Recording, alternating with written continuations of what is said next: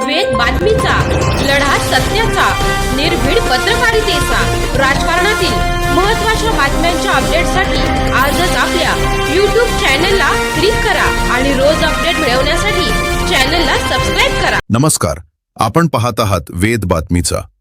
गावकरी होणार जावई, भटजी होणार सासरे. गुहा गावातील अनोखी परंपरा चर्चेत. राहुरी तालुक्यातील गुहा गावात एक आगळी वेगळी परंपरा पाहायला मिळाली आहे. येथे गावधोंडा कार्यक्रमानिमित्त संपूर्ण गावच एका कुटुंबात बदलल्याचे चित्र दिसले. गावकरी जावई बनले तर भटजी सासऱ्यांच्या भूमिकेत दिसणार आहेत. धार्मिकतेसोबत सामाजिक ऐक्याचा अनोखा संदेश देणारा हा उपक्रमाबाबत सध्या चर्चेचा विषय ठरला आहे. गुहा गावात 18 मे पासून पार पडणाऱ्या गावधोंडा सोहळ्यात तब्बल 108 दाम्पत्यांची सामूहिक पूजा करण्यात येणार आहे. पारंपरिक विधींनुसार ग्रामदैवताचे पूजन करून गावाच्या सुखसमृद्धीसाठी प्रार्थना करण्यात येते. त्यानंतर संपूर्ण गावासाठी मिष्ठान्न भोजनाचे आयोजन करण्यात येते. महिला पुरुषांच्या स्वतंत्र पंगती, शिस्तबद्ध व्यवस्था आणि उत्साहाने सहभागी झालेले ग्रामस्थ यामुळे कार्यक्रमाला उत्सवाचे स्वरूप प्राप्त होते. या परंपरेत गावातील प्रत्येक व्यक्ती नात्यांच्या बंधनात जोडली जाते. म्हणूनच गावकरी जावई आणि भटजी सासरे अशी अनोखी ओळख या सोहळ्याला मिळाली आहे. वेद बातमीचासाठी राजेंद्र उंडे, राहुरी. सर्व हरिभक्तांना रामकृष्ण हरी, विष्णवे नमः. दरवर्षीप्रमाणे दरवर्षी एक नवीन उपक्रम घेऊन आपण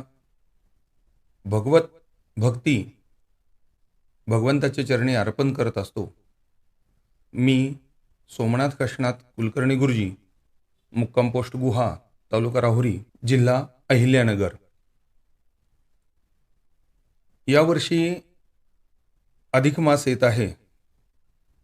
ज्येष्ठ महिन्यामध्ये अधिक मास येत असल्यामुळे यावर्षी आपण भगवंताच्या सेवेकरता श्री विष्णू सहस्रनामाचा अनुष्ठानाचा उपक्रम आयोजित केलेला आहे. त्याची रूपरेषा ही पुढील प्रमाणे आहे.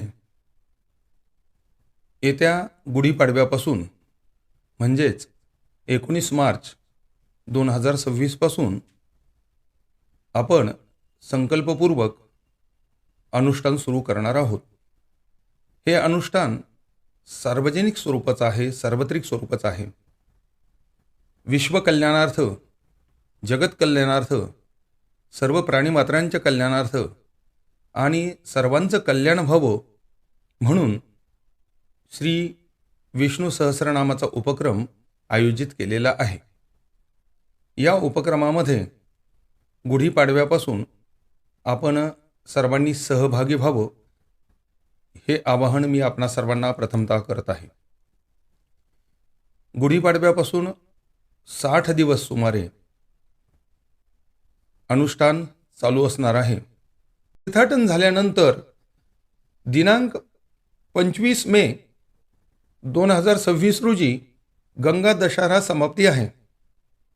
त्या दिवशी विविध ठिकाणचे सर्व भाविक भक्त, पंचक्रोशीतील सर्व लोक, आपण सर्वांनी भाग घेतलेले, विष्णू सहस्रनामात भाग घेतलेले सर्व लोक भक्त यांना धोंड्याचं आयोजन केलेलं आहे.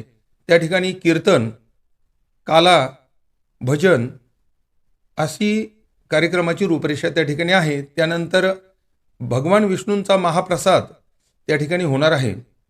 आपणा सर्वांना मी विनंती करतो की आपण या उपक्रमामध्ये अवश्य सहभागी व्हावं आणि विष्णू भगवंताचा आशीर्वाद घ्यावा अशी सर्वांना मी विनंती करतो. विष्णवे नमः, विष्णवे नमः, विष्णवे.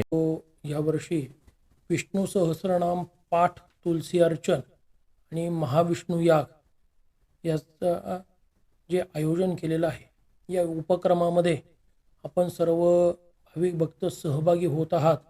ही अत्यंत आनंददायी गोष्ट सुरुवातीला मी व्यक्त करतो आणि सर्व या उपक्रमामध्ये सहभागी जे होणारे आहेत त्यांना सर्वांना अगोदर धन्यवाद देतो.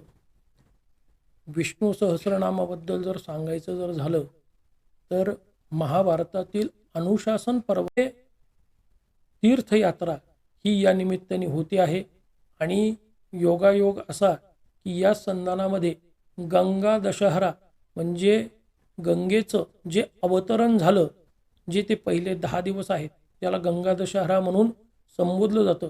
तर तो गंगा दशहरा याच पर्वामध्ये येत आहे. तर या गंगा दशहरामध्ये 10 पापं, जी मुख्य 10 पापं आहेत यांचं निरसन होण्यासाठी म्हणून भगवंताची आणि गंगेची जी महती सांगितलेली आहे आणि जे काही पुण्यकर्म करायला सांगितलेलं आहे तर ते या निमित्ताने घडतंय.